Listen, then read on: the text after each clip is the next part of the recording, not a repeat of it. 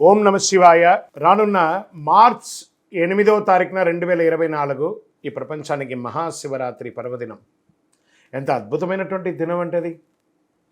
అసలు మహాశివరాత్రి అంటే ఏంటి, ఆ రోజు పాటించవలసినటువంటి ముఖ్యమైనటువంటి అంశాలు ఏంటి, దాని గురించి మనం ఇప్పుడు తెలుసుకుందాం. అసలు శివరాత్రి ఎలా చేస్తారు, ఎలా వచ్చింది, ఆ రోజు ఎందుకు చేస్తున్నామని కూడా.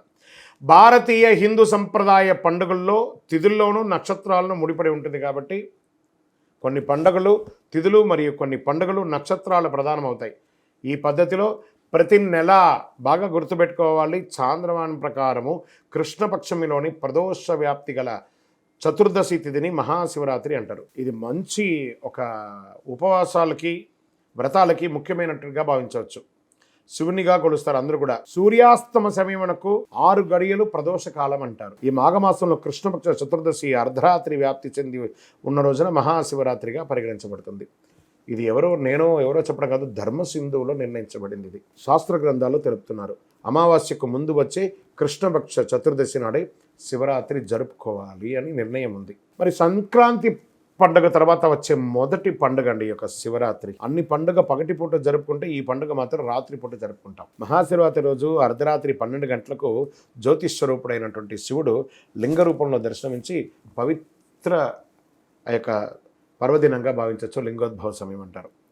శివరాత్రి రోజు పగలంతా ఉపవాసం ఉండి, ఉపవాసం అంటే ఉపవసించడం, భగవంతునికి దగ్గరగా వారి నామస్మరణ చెప్తూ ఓం నమో నారాయణాయ, ఓం నమ శివాయ, ఓం నమో గోవింద, గోపాల, అయ్యప్ప, స్వామి శరణమయ్యప్ప, మనకి ఇష్టమైనటువంటి నామంతో దేవుడి దగ్గరగా వసించడమే ఉపవాసం. ఉపవాసం అంటే నేను అన్నం తినను అని చెప్పి పాలు పండ్లు బాదం పళ్ళు అవన్నీ తాగడం కాదు. ఉపవాసం అంటే దైవనామస్మరణతో ఉపవసించడం అనే అర్థం. ఆ ఉపవసించి రాత్రి సమయంలో శివుడి అనుగ్రహం కొరకు నిద్రపోకుండా జాగరణతో ఉండి మేలుకొని భక్తి శ్రద్ధలతో బాగా వినండి, అభిషేకాదులు, పూజలు, రుద్రాభిషేకాలు, మహన్యాసాలు ఇవన్నీ కూడా చేసి చక్కగా స్వామివారికి పూజ చేస్తారు. అందుచే దాన్ని శివరాత్రి అంటారు.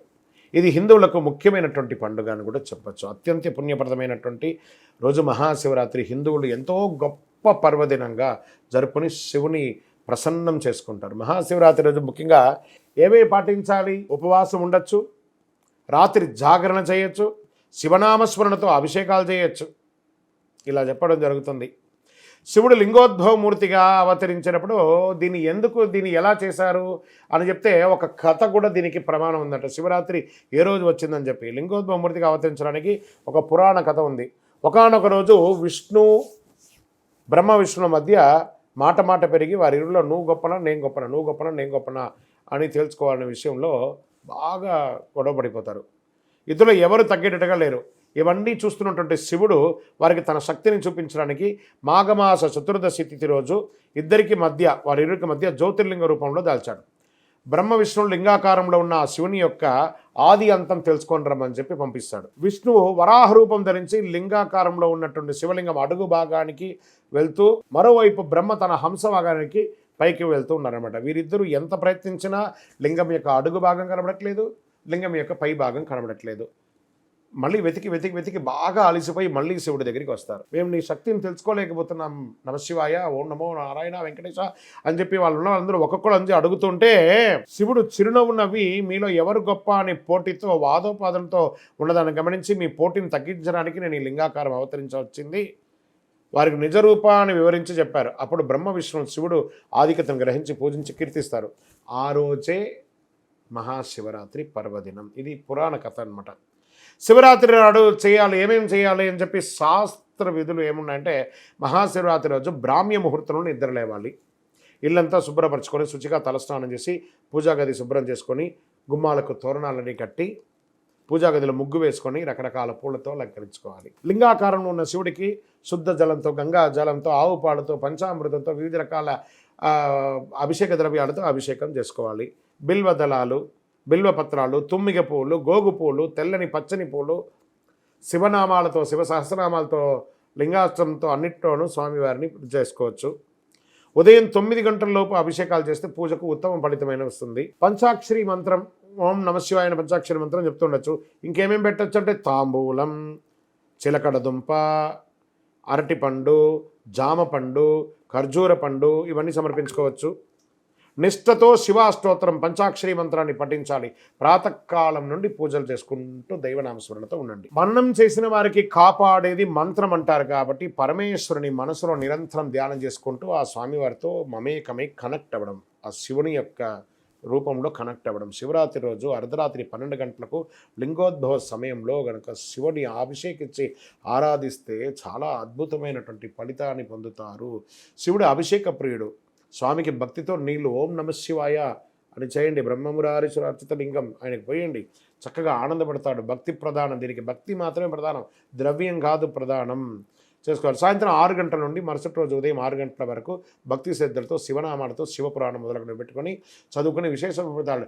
అందుకని శివరాత్రి రోజు సినిమాలు చూసుకుంటే అర్ధరాత్రి సినిమాలు చూసుకొని కూడా నేను జాగరణ చేస్తాను అంటే అది శివరాత్రి కాదు. మహాశివుడు అనేవాడు మాతృవాత్సల్యం కలివాడు కాబట్టి తల్లి బిడ్డలు ఏ విధంగా రక్షించుకుంటాడో శివుడు తన భక్తులు కూడా అదే విధంగా రక్షించుకుంటాడు. ఎవరు భక్తితో పూజిస్తారు రక్షించుకోడు. ఈ మహాశివరాత్రికి పగలంతా ఉపవాసం ఉండి రాత్రంతా జాగరణ చేసి మరుసటి రోజు స్నానం చేసి మహానైవేద్యంగా అన్నము కూరగాయలు వండి దేవునికి సమర్పించి పేదవాళ్ళకి దానం చేయాలట. ఫస్ట్ పశుపక్షాదులకి దానం చేయాలట. ఎందుకంటే వారికి దానం చేస్తుంటే ఆ భగవంతుడే భిక్షాటన చేస్తుంటారు కదా, ఆ భిక్షాటన రూపంలో మనకి భిక్షను స్వీకరిస్తారట స్వామివారు. తదనంతరం మనం స్వామివారికి సమర్పించినటువంటి ఆ యొక్క శేషాన్ని మనం ఆరగించాలట. గోమాతకు ప్రదక్షిణం చేసి మరీ పూజ చేయాలట. ఈ తంతు పూర్తి చేసిన తర్వాతనే తన ఉపవాస దీక్షను విరమించాలి అని ఎంతో పుణ్యప్రదం అన్నమాట ఈ యొక్క శివరాత్రి. భగవంతుని అనుగ్రహం వల్ల మనకు కలిగిన దానిలో మనకున్న సంపదలో ఇతరులకు పంచిపెట్టిన తర్వాత మనం స్వీకరించాలి. సాక్షాత్ పరమశివుడు తన భక్తుల బాధలను స్వీకరించడానికి భిక్షాటన చేస్తూ వారు చేసే దాన రూపంలో వారి యొక్క కష్టాన్ని వారి యొక్క ఆ దారిద్ర్యాన్ని తీసుకొని ఐశ్వర్యాన్ని తిరిగి వారికి అనుగ్రహ రూపంలో అందిస్తున్నారట. ముఖ్యంగా మీ ప్రాంతంలో ఉన్నటువంటి శివాలయాల్లో ఏ రోజు మహాశివరాత్రి పర్వదినం వేడుకలు చేస్తారో ఆ రోజే ఆయా ప్రాంతాల్లో ఆధార ప్రకారంగా శివరాత్రి జరుపుకుంటారనేది ఉత్తమం. మీరు కూడా మీ ఇంట్లో చేసుకోండి, దేవాలయంలో చేసుకోండి, మిత్రులందరూ కలిసి చేయండి. మీరు అపార్ట్మెంట్లో ఉన్నారు, అందరూ కలిసి చేయండి, కానీ చెయ్యండి, అద్భుతంగా చేసుకోండి. ఓం నమ శివాయ, ఓం నమ శివాయ అని చెప్పి పులకించిపోండి. అఖిలాండ కోటి బ్రహ్మాండ నాయకుడు ఆ శివుడు బోళాశంకరుడు, భక్తవ శంకరుడు ఎంత అద్భుతమనంటే ఆయన్ని ప్రార్థిస్తే ఓం నమ శివాయని పిలిస్తే చాలట సర్వాన్ని ఇచ్చేస్తాడ. ఆయన ఎంత గొప్పవాడు. నీలకంఠరా దేవా మముగానవా రావా, ఎంత అద్భుతం. నీలకంఠుడు ఆయన ప్రార్థన చేస్తే చాలట సర్వం అనుగ్రహం ఇచ్చేస్తాడు. ఓం నమ శివాయ, ఓం నమ శివాయ, ఓం నమ శివాయ అని ఆయన ప్రార్థన చేయండి చాలు.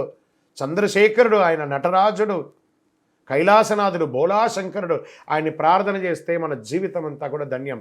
ఓం నమ శివాయ, ఓం నమ శివాయ, ఓం నమ శివాయ. మా ప్రేక్షక మిత్రులందరికీ కూడా మహాశివరాత్రి శుభాకాంక్షలు. ఓం నమ శివాయ.